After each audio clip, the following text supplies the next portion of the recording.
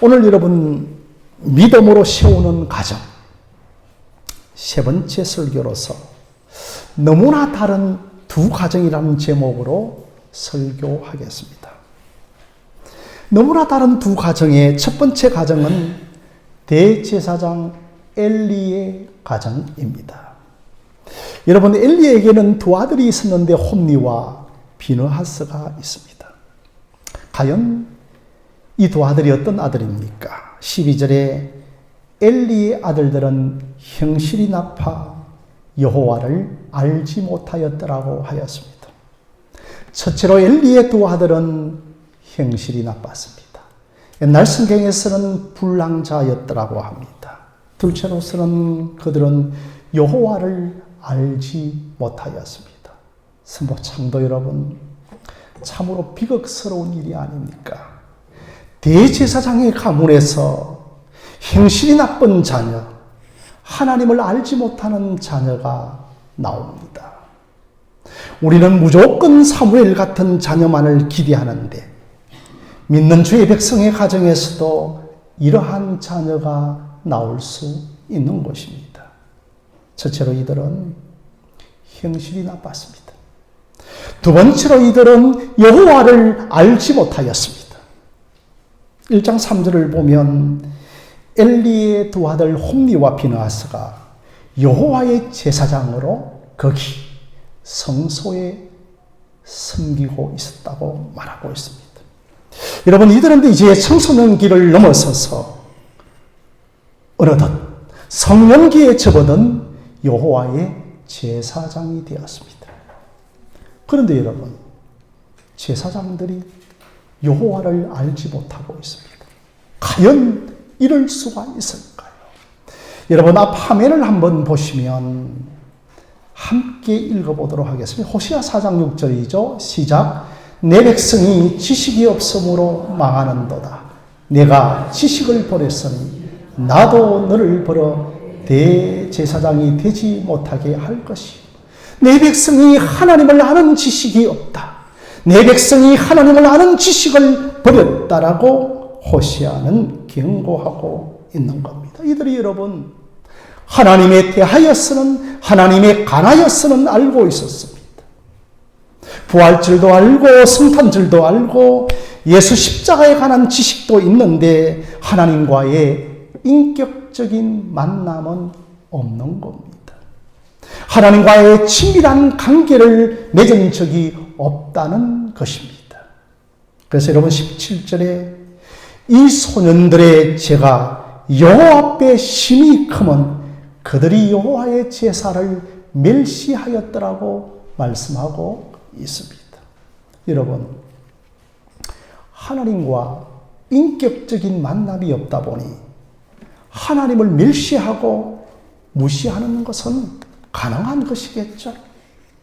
결코 하나님을 만난 자는, 결코 하나님을 아는 자는 하나님을 멸시할 수가 없는 겁니다. 우리들도 마찬가지입니다. 직분을 가지고 있으면서 주일이면 종교적인 행위를 하면서도 하나님을 알지 못할 수가 있습니다. 심지어 하나님을 멸시하고 하나님을 소홀히 할 수 있습니다. 이 홈리와 비느하스는 하나님에 관한 정보와 지식은 많았습니다. 얘들아, 성소에서 제사 드리는 방법, 제사 드리는 순서, 제사 드리는 제물에 대하여서는 정확하게 이들이 알고 있었습니다.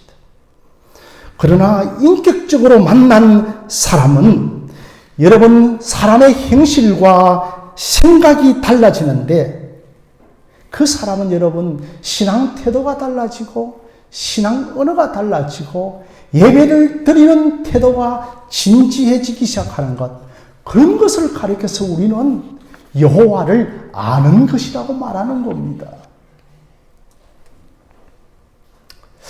청년 시절에 한 청년이 있었습니다. 아니 여러분, 이 청년은 모태신앙이라 할 수 있는 믿는 가정의 자녀로 태어났습니다. 그는 반주도 하고 매주일 어김없이 주일을 지켰습니다. 그러다 어느덧 이도 청년이 된 것입니다. 어느 날 갑자기 자기가 갖는 고민이 아니라 성령께서 근심케 하는 고민을 주시면서 깊은 영적인 고민을 갖기 시작했습니다. 그는 그저 믿는 가정에 태어나서 습관적으로 종교 생활을 한 것을 고민하기 시작했습니다. 그런데 어느 날 그에게 성령님이 찾아오셔서 자기 자신의 영적인 비참함을 비춰주기 시작했습니다. 성령께서 그에게 물으십니다. 너 하나님 알고 있느냐? 너 하나님을 사랑하고 있느냐? 질문을 하더라는 겁니다. 그런데 이 청년은 하나님에 관하여서는 너무나 잘 알고 있었습니다. 그런데 그는 하나님을 알고 사랑하는 것에 있어서는 전무했습니다. 그 자리에 꼬꾸라지며 땅에 엎드려 회개하며 하나님을 바라보며 울부짖기를 시작했습니다. 그러면서 몇 주가 흘러가면서 계속해서 그는 하나님 자신을 만나기를 강구하는 어느 주일 예배에 말씀을 듣는 순간에 하나님께서 그의 영혼에 찾아오신 것입니다. 주님은 분명히 살아계신 하나님이고 나의 하나님으로 인격적으로 만나 주신 것입니다. 이때부터 이 청년의 신앙 태도가 180도로 신앙 전환을 이루기 시작했습니다. 그에게 하나님만이 유일한 목적이 되었습니다. 그의 삶에 근본적인 변화가 일어났습니다. 합당치 못하고 하나님이 기뻐하지 못하는 것들에 대하여 성령님께서 알려주시면서 하나씩 하나씩 제거해 가기를 시작하신 것입니다. 성도들 간에 쓰는 언어와 대화가 달라지기 시작했습니다. 하나님께서는 그의 성품을 다루기 시작했습니다. 하나님의 임재가 그의 삶 속에 회복되어지기를 시작했습니다. 과거에는 깨닫지 못했던 성경의 말씀이 구구절절 살아있는 하나님의 말씀으로 깨달아지기를 시작한 것입니다. 그 이후로 이 청년에게 하나님이 주신 은혜는 이루 헤아릴 수 없이 많았습니다. 여러분 바리새인들, 성경 지식에 관하여서는 성경 박사지만 하나님 자신에 대하여서는 전혀 알지 못한 사람들입니다. 과연 이들이 하나님의 길이나 하나님의 마음이라고 하는 단어가 무엇인지 알 수가 있겠습니까? 이런 사람들이 교회당 안에 얼마든지 출입을 하고 심지어 제사장이면서까지 하나님을 알지 못하는 것입니다. 교회 안에 목사요, 장로요, 권사요, 직분자로 있으면서 하나님을 알지 못할 수가 있는 것입니다. 그래서 여러분 사무엘상 1장 3절에 보면 홈리와 비느하스를 어떻게 호칭을 붙여주고 있는가 하면 여호와의 제사장으로 섬겼다고 합니다. 그러니 여러분 1장 3절에서는 엘리의 두 아들을 최고의 호칭으로 불러주고 있는 겁니다. 제사장이면서도 여호와의 제사장으로 불러주고 있습니다. 그런데 2장 12절에 와서는 엘리의 아들들이 행실이 나쁘다고 합니다. 2장 13절에서는 그 제사장들이라고 합니다. 이제는 여호와의 제사장이라고 하지 않고 여호와가 그들의 이름 앞에 빠져 있습니다. 2장 17절에는 아예 이들을 가리켜서 소년들이라고 부르고 있습니다. 여러분, 호칭의 변화를 한번 깊이 생각해 보십시오. 결국은 이들이 여호와의 제사장에서, 제사장으로 그 사람들에서, 그 소년들로 호칭이 변화되고 있는 것이죠. 우리들도 주변에 전직 대통령이 있죠. 현직에 있을 때 예전에는 각하, 현직에서 내려오면 누구누구씨, 심지어 마음에 들지 아니하면 이통 박통 전통이라고도 부르는 겁니다. 도대체 엘리의 두 아들이 무엇을 했길래 이런 큰 맹칭의 변화가 일어나고 있다는 겁니까? 그것은 13절에 이들이 행하는 습관, 이들이 써하는 간섭에 있습니다. 여러분, 당시의 대제사장들의 간섭은 뭐냐 하면 이제 성소에서 제사를 드리고 남은 그 고기를 갈고리를 가지고 탁 던지면 잡히는 것은 다 이제 제사장 집에 일용할 양식이 되었습니다. 그런데 엘리의 두 아들들은 이런 간섭에 만족하지 않고 아예 제사 드리기 전에 생고기 가져오라. 기름에 태우기도 전에 고기를 가지고 갔고 안 주면 포갑적으로 빼앗아가기도 하였던 겁니다. 아마 당시에도 삶은 고기보다도 생고기를 좋아했고 삶은 고기보다도 구워 먹는 고기를 좋아했던 것 같았습니다. 심지어는 그들은 이 고기를 시장에 내다 팔기도 하였습니다. 여러분, 엘리의 두 아들은 제사장들이 아니라 정말 하나님의 것을 갈취하는 도둑이요 탐욕자들이었던 겁니다. 그래서 17절에 이들의 죄가 여호와 앞에서 크면 여호와의 제사를 멸시하였다라고 이렇게 성경은 말씀을 하고 있습니다. 여러분, 하나님 앞에 죄가 큼이라고 하는 이 말은 이제 이들은 이러한 행동들에 대하여 전혀 개의치 않았다는 겁니다. 이것은 여러분 하나님을 가볍게 여겨서 그렇습니다. 이것은 여러분 하나님을 알지 못하여 그렇습니다. 결코 하나님을 아는 사람은 이런 것이 우리에게 허용되지 않습니다.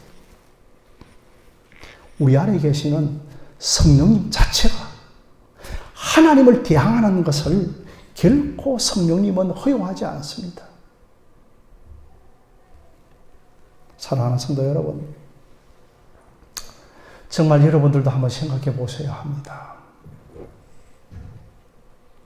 우리 교회뿐만 아니라 한국 교회 교인들이 하나님께 너무 대범합니다. 하나님께 너무 배짱이 큽니다. 하나님을 너무 가볍게 여깁니다. 우리가 하나님을 만나고 하나님을 알면 제일 먼저 하나님에 대한 경외함이 생깁니다. 엘리의 두 아들은 하나님을 알지 못하기 때문에 하나님에 대한 경외심이 없는 겁니다.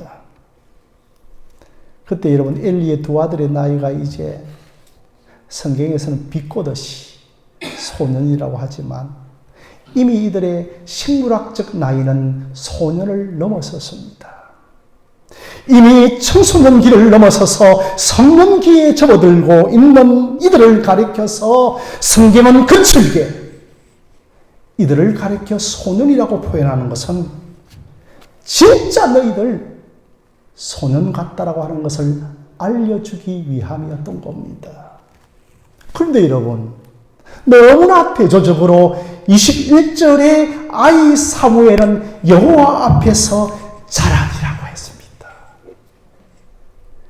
이제 이미 성년기에 접어든 엘리의 두 아들은 소년이라 하고 진짜 어린 소년이었던 그 사무엘은 소년이지만 소년 때부터 하나님 앞에 자라가고 있는 겁니다. 그래서 여러분, 엘리의 두 아들의 영적 수준이, 신앙 수준이 어린 소년과 같다는 것입니다. 나이는 먹었지만 하는 행동은 소년 수준입니다. 우리가 교회를 출입한 지가 벌써 몇십 년이 되었는데 직책과 직분을 맡았는데 영적 성숙과 성숙 상태는 소년 수준을 넘어서지 못하고 있는 겁니다. 생물학적인 나이를 보면 벌써 연세도 들었지만 영적인 철이 들지 않고 말과 행동이 마치 어린아이들과 같은 소녀들과 같은 상태라는 겁니다.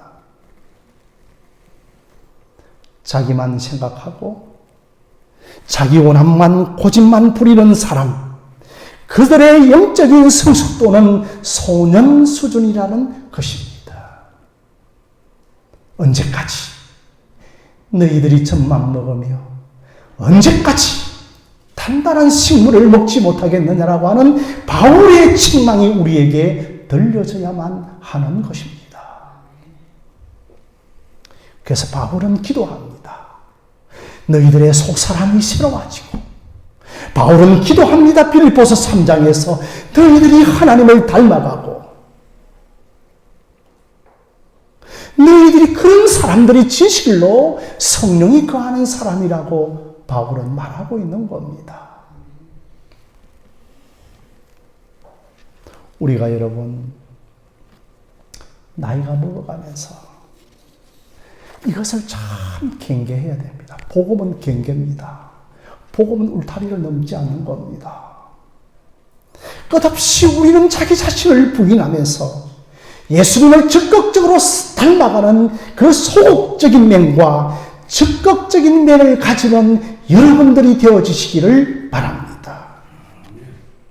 그렇지 않으면 저도 여러분들도 소년이라고 성경은 부르고 있는 것입니다. 그래서 여러분 12절에 엘리의 두 아들은 행실이 나빠 여호와를 알지 못하였더라고.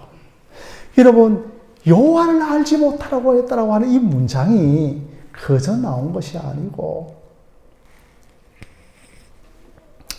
어디에서 딱 나오는가 하면 이게 여러분 성경의 저자가요 딱 대비를 시켜주고 있는데 뒤에 가면 이제 한 부부가 있었습니다. 그 부부의 이름은 아비가일과 누구라고요? 아비가일의 아내가 누굽니까?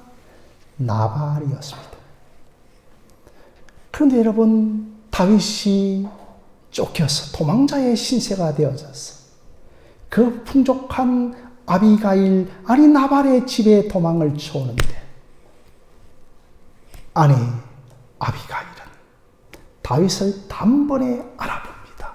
이게 여러분 안다라고 하는 겁니다.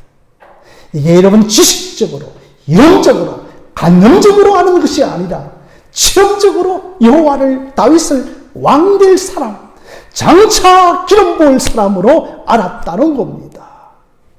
그런데 남편은 어떠합니까? 나발입니다. 나발.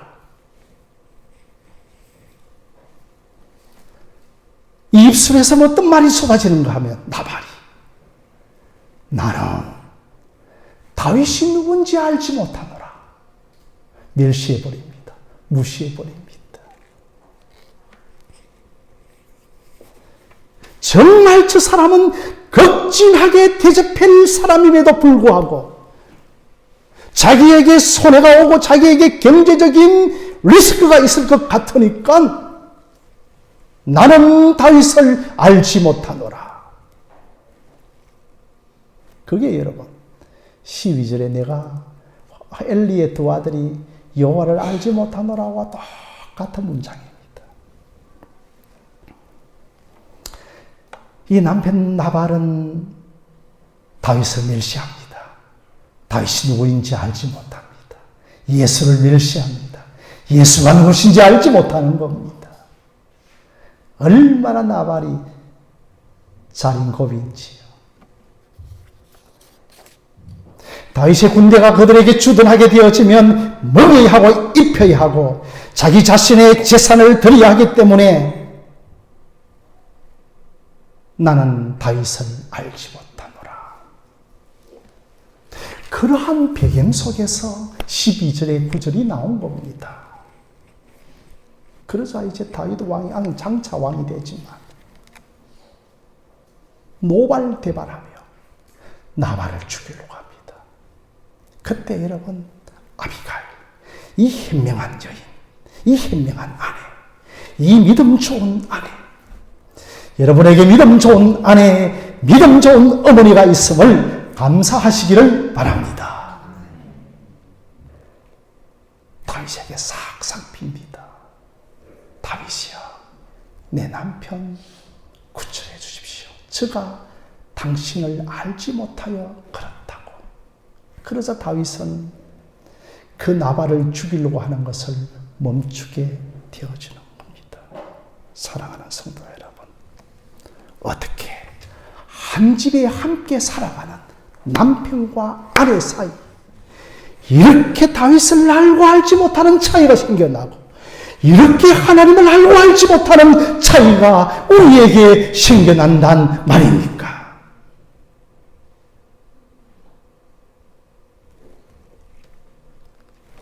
그래서 여러분 26절 말씀 함께 화면을 보도록 하겠습니다.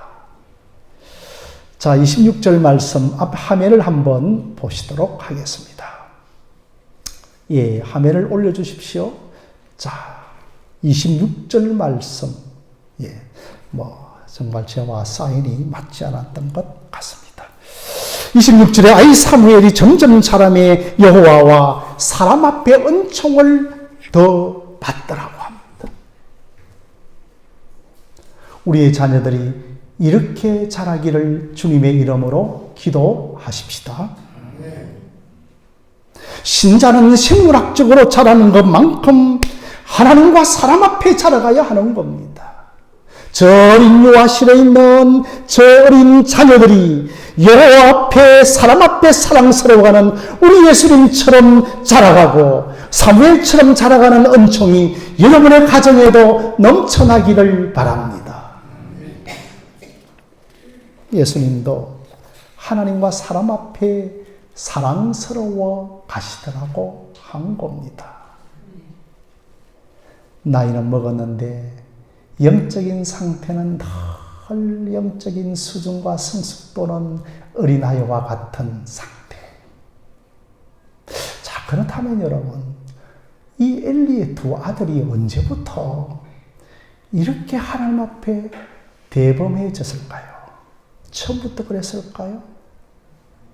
처음부터 엘리의 두 아들이 하나님 앞에 담대하고 배짱 있고 대범해졌을까요? 여러분들은 사람 앞에서는 쫄보로 살아가지만 하나님 앞에서는 얼마나 대범한지 모릅니다. 하나님 앞에서는 얼마나 배짱이 있는지 모릅니다.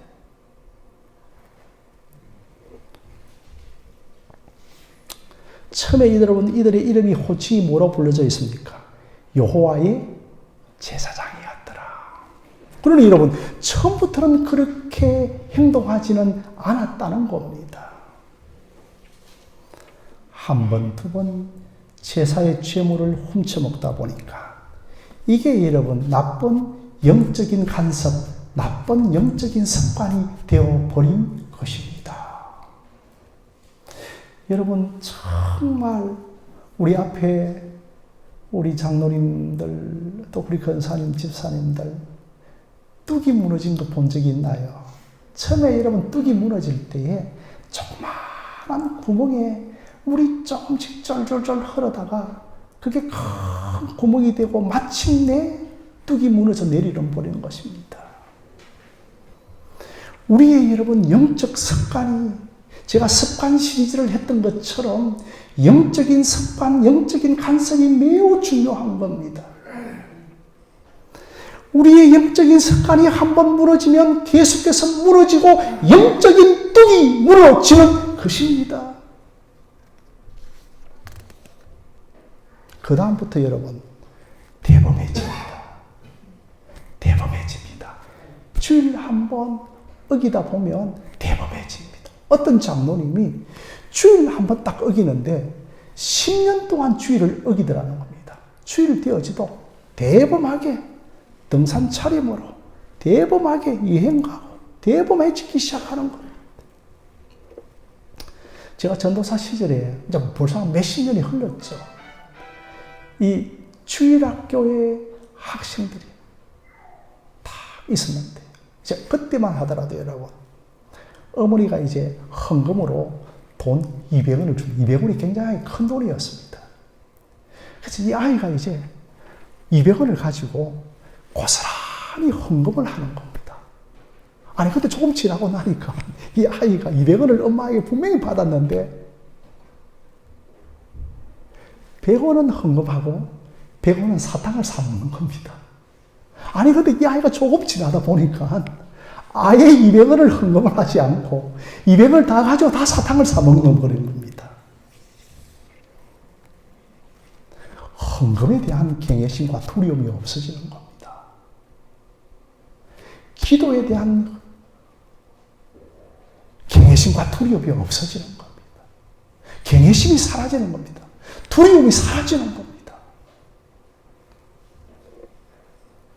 여러분, 예배 시간에 일찍 나오기를 습관이 되어진 사람은 10분, 20분 늦어지는 것에 대해서 굉장하게 괴로워하기 시작합니다.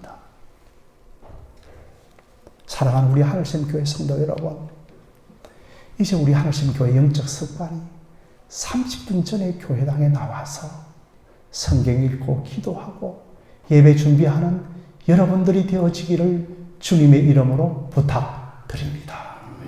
이 영적인 습관이 안 되어져 있는 사람은 아무리 빨리 일찍 준비되어져 있더라도 저는 집에서 꿈쩍도 안 합니다.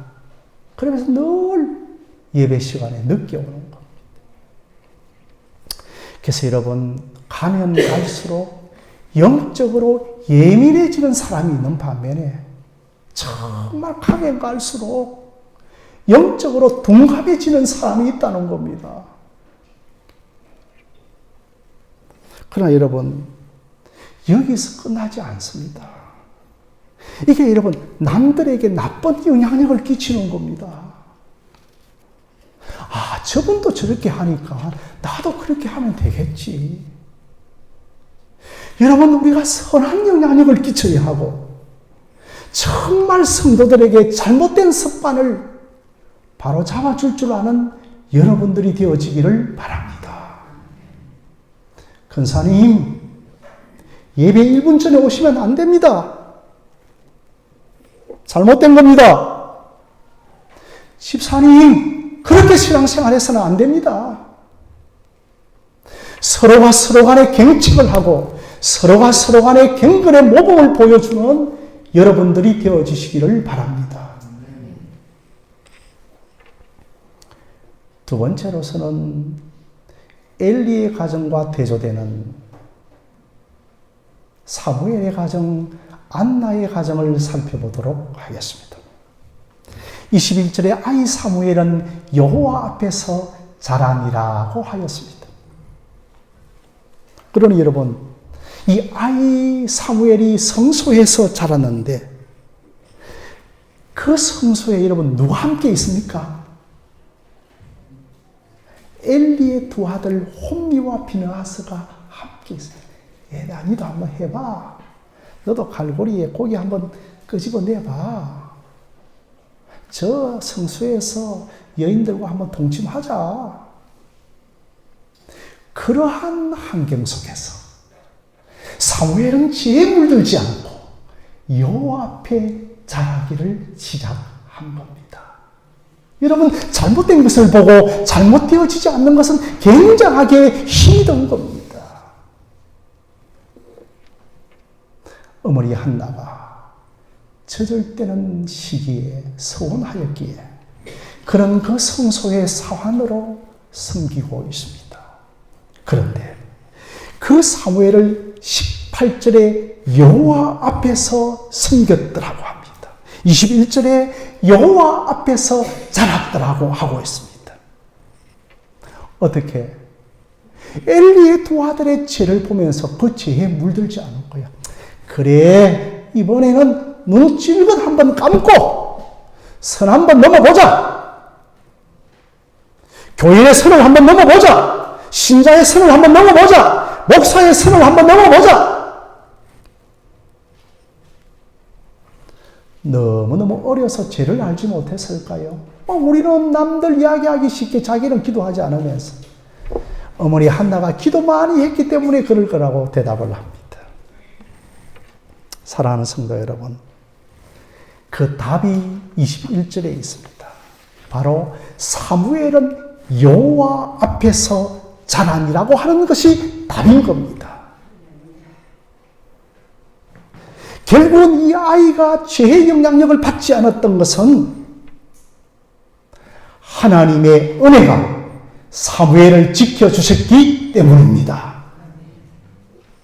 그래서 여러분 21절에 아이 사무엘이 여호와 앞에서 자랐다라고 하는 이 원어는 앞에서라고 하는 것이 여호와 하나님이 동행하였다는 겁니다.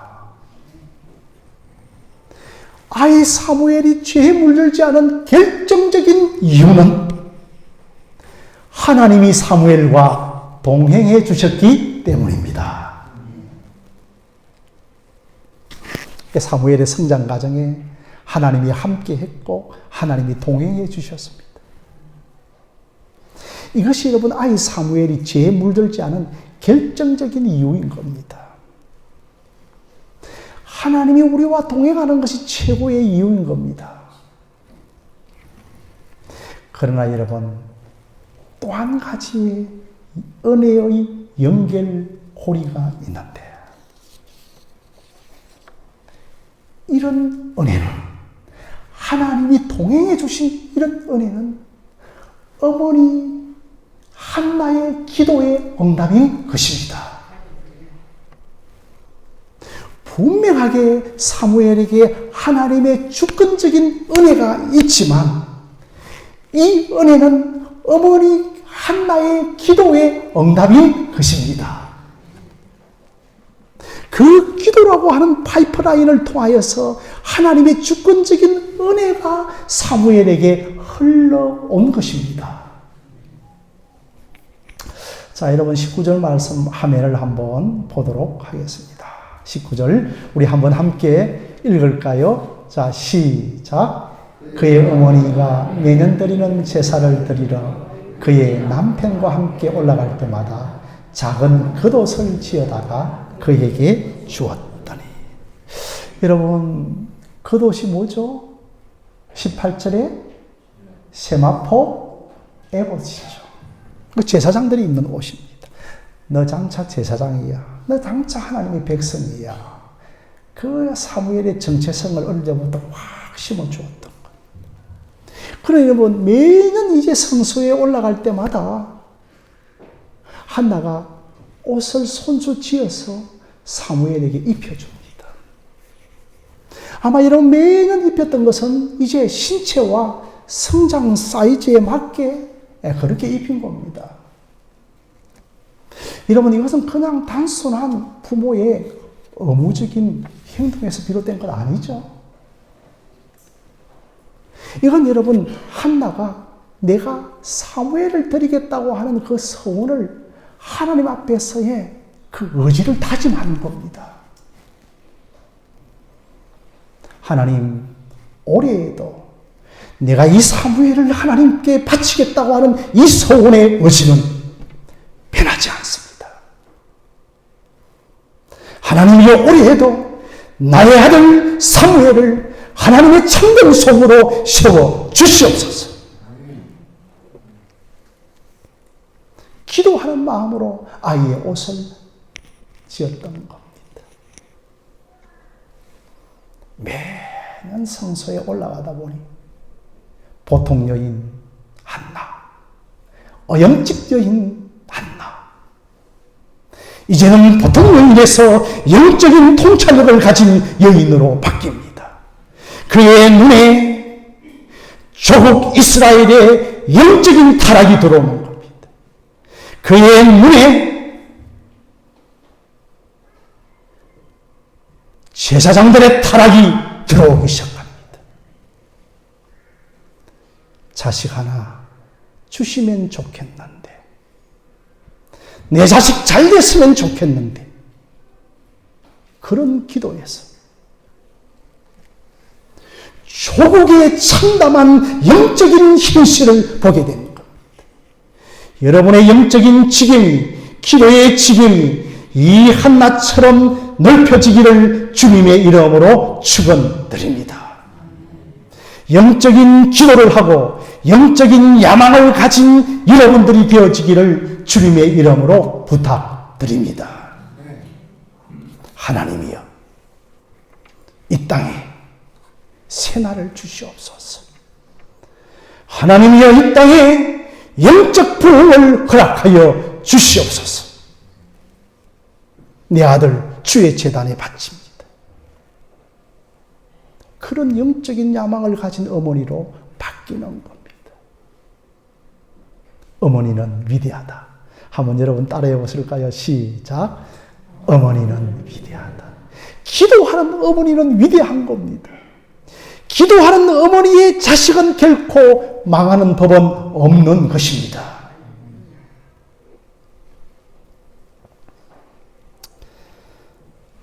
그런데 여러분, 놀라운 것은 이제 매년 옷을 지어 입혀서 올라가는 것을 그 한나의 모습을 본 사람이 있습니다. 누구일까요? 늙은 대제사장 엘리가 그것을 본 겁니다. 한나야, 이리 오라. 내가 기도해 줄게.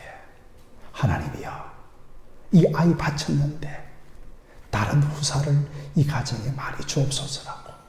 그렇게 이제 영적인 분별력을 잃어버렸지만 아직은 영적인 가락이 남아있는 엘리가 기도하기 시작하는 겁니다. 그래서 여러분, 은비목장 성도 여러분, 한나가 그 이후에 몇 남 몇 녀를 낳나요? 몇 남 몇 녀를 낳나요? 몇 남 몇 녀, 5명 하지 말고 뭉텅거리지 말고 3남 2녀를 낳죠. 할렐루야. 내가 어저께 은비목장에 신방 가서 그렇게 설교하였죠. 여러분, 21절 말씀 한번 함께 읽겠습니다. 시작. 여호와께서 한나를 돌보시사 그로 하여금 임신하여 세 아들과 2딸을 낳게 하셨고 아이 사무엘은 여호와 앞에서 자라니라. 그런데 여러분, 여기에서 굉장히 중요한 단어가 있습니다. 여러분, 이 단어 놓치면 안 됩니다. 한나를 하나님께서 돌보시사. 이 돌보시사라고 하는 원어가 뭐냐 하면 하나님께서 한나의 가정을 방문하셨다. 아멘. 하나님께서 그 가정을 방문하는 이유는 2가지입니다. 첫째로 심판하기 위해서. 여러분, 엘리 가정 하나님 방문합니다. 그래서 엘리 오그라져 죽습니다. 2 아들 전쟁터에 나가서 죽습니다. 그런데 한나의 가정에 방문하는 이유는 심판하기 위해서가 아니고 뭐라고요? 긍휼과 자비를 베풀어 주기 위함인 겁니다. 사랑하는 성도 여러분, 1년에 한 번 있는 대신방이 목사가 그 가정 체크하기 위해 가는 것 아닙니다.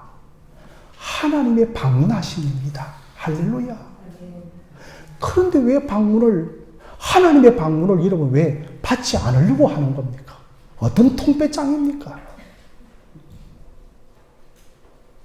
병도 고쳐지고, 말씀도 주고, 묶인 것도 풀어지고, 여러분의 가정 10년 깊숙한 곳에 흑암의 건세도 쫓겨나가고, 하나님의 방문하심이 있다는 것.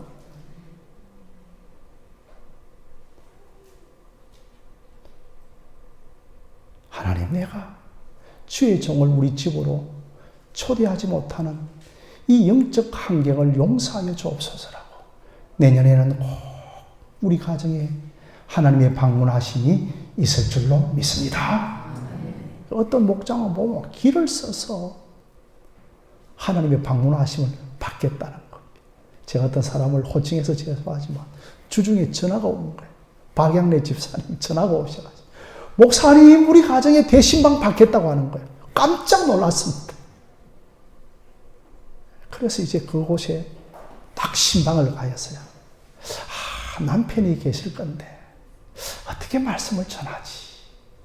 딱 가는데 하나님께서 이미 그 가정에 오셨던 겁니다. 할렐루야. 내가 가기 전에 하나님께서 그 가정에 이미 가신 겁니다. 어린아이 살 같은 마음으로 바뀌어진 겁니다. 말씀이 싹싹싹 들어가는데요. 하나님의 말씀이 얼마나 깊이 들어가는데 꼭 영적으로 와서 나를 도와주세요. 왜 지금 방문하십니까? 이런 영적인 외침이 제게 들리는 겁니다. 제가 확 복음 딱 전하고 복음 영접하도록 기도하고 제가 2달에 한 번씩 이 가정에 갑니다. 할렐루야! 이게 여러분 대신방입니다. 여러분 이렇게 이제 한나의 가정을 방문해서 몇 남 몇 녀를 주신다고요? 3남 2녀. 아니 여러분 임신하지 못하던 여자였습니다. 그런데 2장 전반부를 보니까 참 여러분 내게 7남매를 주셨다고 합니다. 여러분 이게 7이라고 하는 숫자는 실제로 7남매를 준 것 아닙니다. 3남이 이제 줬는데 7이라고 하는 건 여러분 뭐죠? 성경에서는 완전수라는 거. 나를 완전하게 하신다. 부족함이 없게 하신다. 사랑하는 성도 여러분, 예수님 잘 믿으면 여러분을 완전하게 하고 부족함이 없고 내 자리 넘치게 하여 주실 줄로 믿습니다. 그래서 여러분 기도가 현실로 성취가 되는 겁니다. 사랑하는 성도 여러분, 우리가 이런 구절을 보면 늘 어떻게 익숙해져 있는가 하니까 한나가 기도하니까 축복하여 주시더라. 딱 인간적인 관점, 한나의 관점으로 보지만 이렇게 하시는 분이 하나님이신 줄로 믿습니다. 우리가 기도하고 안 하고를 떠나서 우리에게 하나님의 은혜가 절대적으로 필요한 겁니다. 그러므로 여러분 지금 내 환경이 내 조건이 나쁘다 하여서 여러분의 인생을 결론 내리지 마시기를 바랍니다. 아무리 내 인생이 지금 힘든 조건이라 하더라도 하나님의 주권적인 은혜가 있으면 가능합니다. 그러니 여러분 하나님의 은혜가 임하니까 한나가 어떻게 믿나요? 순전하게 믿는 거예요. 강박스럽게 믿는 사람들이 있습니다. 그저 가시질과 채적하고 대적하는 사람들이 있습니다. 교회 내에서도요. 불평 불만만 하고요. 그런데 그 심령에 하나님의 은혜가 꽉 임하니까 한나의 마음에 순전한 마음이 임하는 겁니다. 여러분의 자녀들에게도 은혜가 임하여서 이제는 어미처럼 순전한 마음이 임하기를, 순전하게 믿기를 주님의 이름으로 부탁드립니다. 그러니 여러분 한나의 기도보다도 한나와 함께 해주셨던 하나님의 은혜였습니다. 그리고 사랑하는 성도 여러분, 제 손을 딱 잘 보십시오. 하나님의 주권, 인간의 책임, 이게 싹 맞물려서 하나님의 구속사가 이루어지는 겁니다. 인간의 주권, 하나님의 주권, 인간의 책임이 맞물려서 나의 가정에 구속사가 이루어지는 겁니다. 힘이 들더라도 선을 행하되 낙심하지 말지니 때가 이르면 거두어 주실 줄로 믿습니다. 이 인간의 책임을 다하는 여러분들이 되어지시기를 바랍니다. 그래서 여러분 사무엘을 통해서 누가 나오죠? 사무엘 누구에게 기름 부어주죠? 다윗에게 기름을 부고 그 다윗을 통하여 다윗의 자손 예수 그리스도 하나님의 구속사의 연결고리가 되어지는 하나님의 사람 사무엘이 탄생하고 있는 것입니다. 사랑하는 성도 여러분, 우리의 삶의 여정에서 엘리의 가정의 긍정적인 것과 엘리의 가정의 부정적인 것을 우리는 교훈 삼아서 한번 딱 무너지면 간섭이 되어져서 엘리 가정처럼 저렇게 되는구나를 깊이 경계 삼으시고 경책 삼으셔서 엘리야와 가정처럼이 아니라 그렇게 사무엘처럼 그런 가정으로 세워지기를 주님의 이름으로 간절히 축원합니다.